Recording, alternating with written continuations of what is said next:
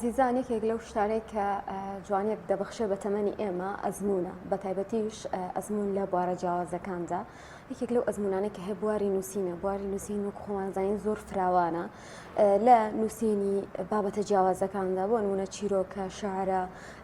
ڕۆمانە یان ئەوە تا بابەتی ڕۆژنامەوانیە بوارەکان فراوانن و زۆر گرنگیشە ئەو بوارێک کە ئێمە خوێنینەوە یان حەز خولیامان بۆی هەیە بوارێکی باوەڕپێکراوەوە ئەو شتێک ئێمە بەدوایە ئەگەڕین زۆریشنەوە کەسانی کە لەم بواردا ئەسپی خۆیان چاوداوە بەرهەمی جوانیان نووسیوە ئێمە ژەمانێ بمڕۆ ئەزمموی یەکێک لە مامۆستا بەڕێزانتان بۆ بگوازینەوە کە ئەویش مامۆستا سەردارتی لە کۆیەیە کە خاوەنی چەندین بەرهەمی نووسینەوە ئەمڕۆ لەگەڵ ئێمەدا زیاتر بەرهەمەکانی بێەوە دەناسێنێت و باس لەو ئەزمموی خۆی دەکا کە لەو بوارە کۆی کردوێتەوە ئەو بەرهەمانە چین کە پێشکەشی کردووە بە کۆمەلگا مامۆستا سەردار تیلەکۆیی ئەدی بۆ ئێستا ڕاستەوخۆ لە ستۆدیۆمان لە سلێمانی لەگەڵمانایە و گفتوگۆی زیاتر دەربارەی بابەتەکەکەین مامۆستا سەردار بەخێر بێ سەلامەتن یا ڕەبی بەڕێزن خوشی بەڕێزم سەلامەت مامۆستا حەزی نووسین لە هەموو کەسێکدا نییە و بێگومان تەمەنێکیش هەیە کە ئەم حەزە دروستە بێ بۆ ئەمڕۆ بوویتر هەوڵایەتیایە کاڵبێتەوە بەڕستان کێ و حەزتان بۆ دروست بوو لە بواری نووسیندا بسم الله الرحمن الرحيم بناي خوي قولوا مهربان الحمد لله رب العالمين والصلاة والسلام على رسول الله الأمين وعلى آله وصحبه أجمعين سردا سپاس بو كنالي بيام سپاس بو بيامي روج برنامج كتان دس خوشتان ليكم كمنتان بسر كردو ولا جرمياني قرو قرما ودور ل أمنا وشا براسي أويك بساركي بريستا من حزين وسين ديار سەرەتای دەستپێکردنی نووسینم لەوە دەست پێ بە شەعر دەستم پێ کرد دوجار بیرم لەوە کردو بەهرەیەکی شعریم هەیە ئەو بەهرە شعریە برەوی پێ بدەم گەشەی پێ بدەم چونکە شەعر وەکو بەهرەیە و هەوڵدانە تێکۆشانە ئەوە لەلایەکیش دوجار بە حکمیەوەی کە بەشەکەم بەشی کۆمەڵایەتی و مامۆسای کۆمەڵایەتی و مێژوو جوگرافیا ئەڵێمەوە ئەوای لێکردمە حەز لە نووسین بکەم ئەو سەرەتای دەستپێکردنی نووسینم زۆر باش مامۆستا بەوە گوێری ئەوەی کە دەست داوەتە شاعر و نووسین و نووسینت زۆرە لەو بارەدا دەبێت خوێندنەوەت بۆ شاعیرانی دیکە و بێت چه شاعیرێک زۆر کاریگەری لەسەر بەڕێزدا بووە بەڵێ وەڵا دیارە خۆی شاعران بەگشتی شاعرانی کورد بە تایبەتی تری شاعرانی کلاسیک کاریگەریان لەسەرم هەبووە بەگشتی وە ئەگەر ناو بڵێم زۆر نەوانە بەڵام سەرەتای شعر نووسینم یا کاریگەری شاعران لەسرم شێخ سەلام سۆڵەیی کاتی خۆی شعرەکانی شعری با بڵێن ناڕەحەتی و چەوسانەوە و ئەو بابەتانە و پەیوەندی بە ژیانی چۆن بڵێ کۆمەلگاوە هەبوو ژیانێکی کولە مەرگی دەردەسەری ناڕەحەتی وەکو چۆن قانعی شاعر لە ژیانێکی ناڕەحەتا ژیا خۆی زۆر جار شعر لە چیوە دروستە بێ لەوە دروستە بێکە ئینسان لە ناو معاناتێکە ناو ناڕەحەتیەکە دەربڕینی و بارودۆخەیەکە تایە ئەو بارودۆخەی کە تایە ئەژی ڕنگدانەوەی شعرەکانی ڕنگدانەوەی ئەو بارودۆخەیە ئێم بەگشتیش گەرمیان زۆربەی ناوچەی گەرمان هەر لە معانات و ناڕەحەتیا بووە هەمیشە لە بەردەم هێرشی دوژمنان و چەوسانەوە و هەروەها بە حکمیەوەی کە هاوسنوور بۆ لەگەڵ باشووری عێراقا و تەعریب و ئەوانە لەسەری زاڵ بووە ئەمە وای کردێ کە ینی شاعری زۆرتیا دەرکەوتە دوجاری شەچینە سەری باسەکەم کە چۆن مامۆستا بەرهەمەکانی تۆ تەنها لە شعرە خۆی نەبینێتەوە حەزەکەم بە فراوانی باسلەوە کێ لە چی بوارەکان نووسینت کردو لە بواری شعرا بێجگە لە شعریانی چی ترت نووسیوە وەڵاهی دیارە من وەکو ئاماژەم پێدا حەزی نووسینم بووە حەزی نووسینم لە 1970 دەستی پێکرد ساڵی 1970 کە ئەو کات هەوڵمدا بیرم لەوە کردووە کە خەڵکێکی بەتەمەنم ئەبینی کۆمەڵی زانیاریان هالا ینی موالیدی ساڵی 1916 بوو یەکیان ساڵی 1970 بوو ینی ئەو کات لە 1970 بیرم لەوە کردو کۆمەڵی زانیاریان لێوەرگرن ئەمە وای کرد لەسەر مێژوی هۆزەکەیشم بنووسم تەنانەت ینی هۆزێکمانەیە ئەمە هۆزی تیلەکۆ لێەوە سەرەتای دەستپێکردنی نووسینم لێوە دەستی پێکرد و دوجار گەشەم پێدا مامۆستا بۆ هەر نازناوەکەشت ئەوەیە واللهی جا ئێمە وەکو هۆزەکەمان هۆزی تیلەکۆ هۆزێکی گەورەیە لە کورسانی باشوور و کورسانی ڕۆژەڵاتە و سەرچاوەی ئەم هۆزە ئەگەڕێتەوە بۆ کورسانی ڕۆژەڵات بە تایبەتی شاری سەقز و بانە شاری سەقز و دیواندەرە و هەروەها باشماخ کە میرنشینێکمانەوە بەناوی میرنشینی باشماخ لە سەردەمی کەریمخانی زەنە دوجار قاجەرەکان قەتڵ عامێکی زۆر ئەو ناوچە ئەکەن و کە تێن دەسەگرنە سەر دەوڵەتەکەی کەریمخانە ئەو تیلەکوانە لێوە تێنە ئەم دیوە ئێمە 200 و تقریبان 80 ساڵ پێش ئێساهاتینەتە کورسانی باشوور ئەو نازناوەشم لەوە وەرگرتە بیرم کردو ئەم مێژووە ونە ئەم مێژووە کۆیکەمەوە بەڕاستی هەوڵێکی زۆرمدا سپاس بەخوای پەروەردگار یانی توانیم ئەو مێژووە سەرچاوەیەکم دەستکەوێ بۆی بۆم دەرکەوێت کە ئەم هۆزت چۆنە لەکوێواتەوە ئێستا لەکوێ چەند ڕێگەیەکم کردێتە بەربەوەی کەواکۆیکەمەوە ئینشاءڵڵا باسی یەکەم لە خزمەتانە. ئەزۆ باش مامۆستا خۆت نووسینی شیعرێشت هەیە و نووسینی دیکەشت هەیە خۆ زیاتر لە کام جۆریانە ئەبینێتەوە چکە بێگومان هەم شعر جیاوازە هەم نووسینی مێژووی یاخود ئەو باسانەی کە خۆشت کتێبت لەسەر نووسیوە جیاوازن خۆ زیاتر لە کام بوارە ئەبینیتەوە؟ بەڵێ وەڵاهی شعر وەکو بەهرە گرنگیم پێدا بەڵام ئەوە نییە من خۆم بە شاعیر بزانم بەڵکو ویستمە ئەو بەهرە نەمرێت تیانە چێ هەوڵمدا ئەویش لە بەرهەمێکە بەرهەمێکی شعریم لە چاپدا الحەمدا بە ناوی کڵپەی ناخ طبعا ئەمە تقریبی 15 ساڵ بەرهەمی 15 ساڵ شعر و هۆنراوە و پەخشانە شعری تەمەنی ینی 15 ساڵ تەمەنی ئەم شعرانەمە کۆم کردێتەوە لە دووتەی پەرتوکیەکە لە چاپمدا سوپاس بخوا چەند مانگێ پێش ئێستا ناساندنم بۆ کرد ئەوە لە بواری شعرە لە بواری نووسینە هەر لە بواری شعر و ئەدەبیاتە طبعا گرنگیەکی زۆرم بە بواری ئەدەبیات و شعردا بە تایبەتی هەستم کردێ کە شاعرانی گەرمیان بێکەسن هەستم کردێ کە شاعرانی گەرمیان دەرناکەون و ئەوەی کە بەنامۆ گرنگ و 12 ساڵ پێش ئێستا بیرم لە ڕێگەیەک کردو ئەو ڕێگەیشەوە بوو کۆکردنەوەی شاعرانی گەرمیان بوو کۆکردنەوەی شاعرانی گەرمیان هەڵسام هەر شاعرێک کورتەیەک لە ژیانی لە تەک پارچەیە لە شعرەکەیە نووسیمەوە نزیکی 110 شاعرم کۆ کردەوە ئەم 110 شاعرەکە ئاماژەم پێدا کورتە ژیانەکەی پاشان پارچەیە لە شعرەکەی ئەمە لە بەرگی یەکەمی ئەو کتێبە ئێستا ئامادەیە بۆ ناساندن و الحەمدوللا تەواو بووە تقریبا پەرتوکەکە 350 لاپەڕە ئەبێ ئەمە بەرگی یەکەمەتی ئەمەیە گرنگی بەو بوارە بدەم بە تایبەتی ناساندنی شاعرانی گەرمیان تەمەن سنووری گەرمیان فراوانە ئەو سنوورەی کە لە حەوزەی گەرمیانی پێڵێن لە چەمچەماڵەوە بۆ کەرکووک بۆ خانەقین و مەندەلی تقریبا تێتەوە بۆ دەربەنی خان و دوجار تا باوەنور و کەلار و ڕزگاری و ئەم ناوچە پێڵێن کفری و پێڵێن گەرمیان من هەوڵمدا شاعرانی ئەم ناوچە بناسێن لە بەرگی یەکەمە توانیمە 110 شاعر کۆکەمەوە و ئینشاءالله خوا پشتیوان بێ لە بەرگی دووەمە هەوڵەدەم 110 تر ئامادەکەم وەکەوەی تەسەسولێکی جوانە ینی 222ەکە ئەگەر خوا تەمەن بدا و دوای خۆشم ئەو سلسلە بڕوا لەسەری ینی ئەمە یەکێ لە حەز و هیواکانمە و الحەمدوللا شتێکی جوانیشم کردە ئەو شاعرانەز بەدەمەوچوونیان بۆ هەدەفم چی بووە لەما تەمان هەدەفێکم بووە ئەوە بوو کە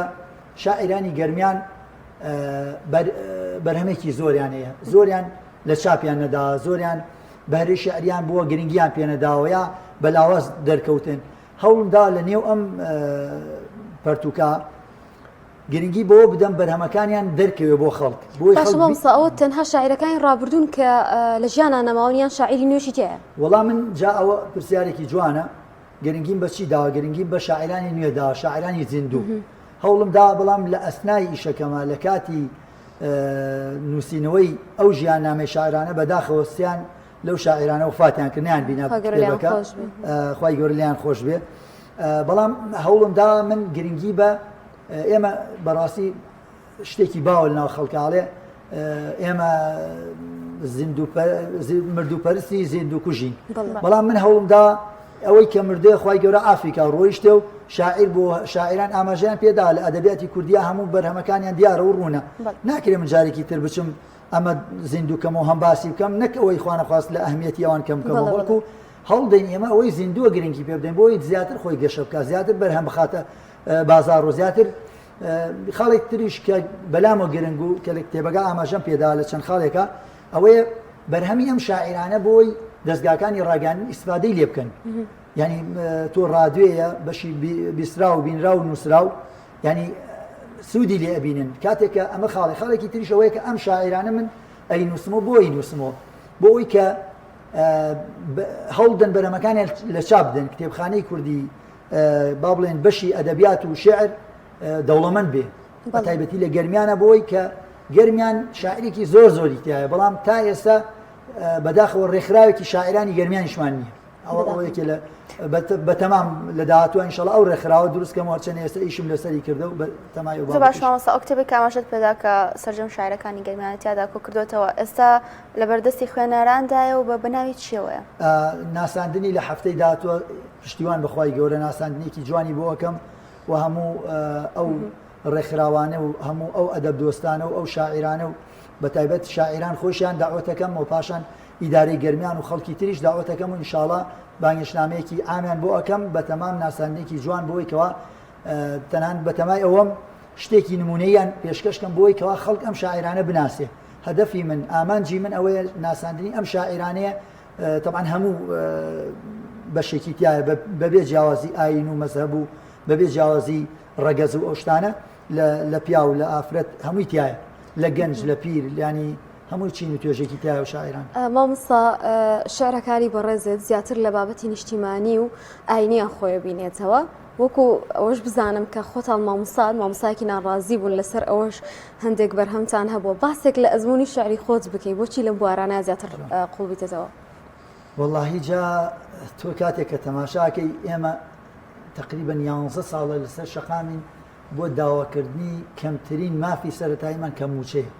یعنی ئەمە لە هەر وڵاتێکی ترا باسی بکەی وەکو مەتەڵ وایە لێ یا ئەگەر جیلی دوای خۆمانەوەی دوای خۆمان بڵێن باوکمان دایکمان کە سوکارمان چۆن ڕازی بۆ موچەی پێ نەدرێ و دەوام بکە خەڵکێکە ێژە مامۆستا بۆ دەوام ناکەیت من لەسرە ڕای ئەوەی کە لە خۆپشاندانەکانە بە بەردەوامی الحەمدلله لە شەقام بووین وەکو مامۆستایانی ناڕازیش دەستەی مامۆستایانی ناڕازی طبعا ئێمە حەزمان نەکرد بچینە شەقام بەڵام ناچاریان کردین بچنە ئەگینا ئیشی مامۆستا پەروەردەکارە ئەوەی ئیشی ئەوەیە پەروەردە بکە لە نێو قوتابخانەکانە جیل لە دوای جیل هەمووی لە ژێر دەستی مامۆستاوە دەرەچێت بەڵام بەداخەوە من بینیمان لە خۆپشاندانەکانە بۆ کەمترین مافی سەرەتاییمان کە موچەیە لە هەولێرە بەداخەوە مامۆستایەک کە بۆ مامۆستایەکی خانەنشین بۆ قوتی خۆیاتە سەر شەقام ینی بێئەدەبترین شێوە دوو لە ڕووی جەنابتان و بیستەران ینی پەلاماری مامۆسایاندا لەسەرەوە پارچەی شعریشم نووسیەکە بۆ ئەو کەسانەی کە ئاوا بێشەرمی بەرامبەر مامۆسا و شکۆی مامۆسا ئەشکێنن بەڕاستی هەر میلەتێ هەر قەومی هەر گەلێ شکۆی مامۆسای شکان ئەو بزانە بەرەو لە ناوچوون ئەڕوا یا بەرەو هەڵدێرە ڕۆ لەنیاخان بەرمەتی و من پێم خۆشە مامۆستا مادەم بەرهەمە شعرەکەت لە بەردەمایە و دڵیان خۆشتان چەندین شعرتا لەبەرە شعرێکمان بۆ بخەینەوە والله جا من هەر ئەو شعرە چەند کۆپلە شعرێکە لەسەر ئەو کەسەی کە یا ئەو جەماعەتەی ئەو کۆمەڵی کە پەلاماری ئەو مامۆسایانەدا بەڕاستی لەسەر دەروونم حتا ئەمرم لا ناچێ زۆر ناڕەحەت و ئەمەم نووسیم کۆیلە و مامۆستا ئەوەی شەقی لەو مامۆستایە هەڵدا شەرف و کەرامەت و ناموسی خۆی لەدەستدا شکۆی میلەتێکی خستە ژێر پرسیارەوە بە نەزانی خۆی هەزاران دڵی خستە ئازارەوە بە دڵی ڕق و ناخی گەنیوی خۆی کۆیلەی و بێچەشم و ڕووی لواوە بۆی ئەو قاچت بشکێ ئەو چاوت کوێر بێ وا دەتەوێ بە ڕیسوایی سکت تێر بێ مامۆستا پەروەردەی کردی تا تۆ لەسەر بی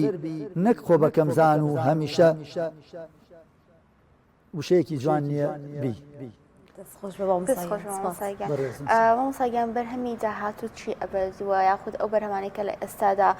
حازرت کردم بۆ ئەوی بڵایان کەیت و بیان خێتە بەردەم خوێنەران چی؟ بەڵێ سوپاس وەڵا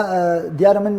ئامانجی زۆرم لە مێشکایە و فکرەی باشم لە مێشکایە بەڵام ئەگەر دەرفەتم بۆ بڕەخسێ ئەگەر بوارم بۆ بڕەخسێ بەرنامەم وایە طبعاً ئەوە لەسەر ئەو مێژووی تیلەکۆ کە کتێبێکم لەژێر چاپایە نزیکی 800 بۆ 900 لاپەڕەیە تا ئێستا سەرقاڵیم بە تەمام ئینشاءالله پشتیوان بەخوای گەورە لە دوای ئەم پرۆسەی هەڵبژاردنەکە لە ناویان و پشتیوان بەخوا ئەگەر توانیم بچمە پەرلەمان و بۆ داکۆکیکردن لە مافی خەڵک بچمە پەرلەمان ئەو کات بە ئاسانیە توان بیر لەوە کەمە ئەو کتێبە تەواو بکەم و لە چاپی بدەم و ئەگەر گریمان ئەوەیش نەبوو نەیشم توانی بچمە پەرلەمان ئەوە بە باشترین شێوە لێ ئەبڕێن بۆی ئەو کتێبە لە چاپ بدەم چونکە ئەو کتێبە بەلامەوە زۆر گرنگە چونکە من توانیمە 280 بەرەبابی ئەو هۆزەی خۆمان کۆ بکەمەوە کە ئەمە ئەچێتە خانەی مێژووی گەلێکەوە مێژووی کوردەوە چونکە دیارە خۆ نەتەوەیەک پێک دێ لە چەندین عشرەت و تیرە و هۆز و تایفە کە خوای پەروەردگارش لە قورئانە فەرمی یا ئەیها الناس ئینا خەلقناکم من ذەکەر وأنثى وجعلناكم شعوبا وقبائل لتعارفوا إن أكرمكم عند الله يتقاكم من لەژێر ڕۆشنایەم ئاەتا چوون ئەم بوارەم هەڵبژاردە ئەگینا وەکو تەعەسسوبێت و دەمارگیری ئێمە ئیسلام باشترین بەرنامە و باشترین پێگەیە کە ئێمە دڵمان پێی خۆش بێ کە خەڵکی بۆ بانکەین بەڵام لە پاڵ ئەوە هەموو تیرە و هۆز و عشرەت و تایفەکان گەلی کورد پێک دێنن کەواتە ئەمە بۆ مێژوو ئەمێنێتەوە مێژووی هۆزێک بنووسمەوەتە بەشێک لە مێژوو کوردم نووسێتەوە لەو ڕوانگەوە لە ڕوانگەیەکی تری شۆبیرم لێکردێتەوە من چیم کردە شەجەرەی ئەو بنەماڵانەم نووسێتەوە بە کچ و کوڕ و زیندوو مردووە هەمویانم نووسێتەوە بۆ ئەوەی کە شەجەرەی خۆی ئەو کەسە شەجەرەی خۆی بناسێتەوە ئەمە بە هەدەف لە ماچی بۆ هەدەفم ئەوە بووە پارێزگاری لە خێزان بکەم من 27 ساڵ پێش ئێستا بیرم لەوە کردێتەوە ئەم سیستەمی حکومڕانی ئەم وڵاتە بیر لە هەڵوەشانەوەی پێگەکانی خێزانەکە بەڵام ئەوە ئێستا بەداخەوە بینیمان بە پرۆژە یاسایی زۆر نالەبار زۆر ناڕێک زۆر ناڕەوا تێن کۆمەلگای ئەمە هەڵەوەشێنەوە خێزانەکانمان هەڵەوەشێن بە ناوی جێندەر و فێمینیزم و چی و ڕێکخراوی کە لە وڵاتانی خۆیانە ئەم ڕێکخراوانە هەمووی ئەکسپایرن خەڵک بێزی نایە سەیران کە بەڵام تێرنی بە ئستیرادێکن بۆ لای ئێمە و خەڵکی من ئالەو ڕوانگەوە پارێزگاری لە خێزان کەم و حتا دروشمی هەڵبژاردنەکەیشم ئەوەیە کە ئاڵێم دەنگی دلێری شەقام و پارێزەری شکۆی خێزانە بم ئەمە بەسم چییە پارێزەری خێزان ینی من 27 ساڵە ئیشم لەسەر پارێزگاری لە پێگەی خێزان و پارێزگاری لە بنەماکانی خێزان کردە باشمە بسا مادەم باست لە نووسینەکانت کرد بە فراوانی و مەبەست و ئامانجی بەڕێستان لی نووسین ئەمانەتەوە خۆمانەزانین بگومان بۆ دەستکەوتنی هەندێک زانیاریش تۆ ماندووبوون و هۆڵێکی زۆرت ئەوێ و هاوکاری کەسانێکی شتێوێت کە زانیاریان لایە چۆن ئەم زانیاریانت کۆ کردێتەوە یان داوای هاوکاریت لەکێ کردووە کە بۆی بەرهەمەکانە دەوڵەمەندتر بکەیت بەڕێزی وڵا دیارە من دیداری مەدانیم هەنجامدا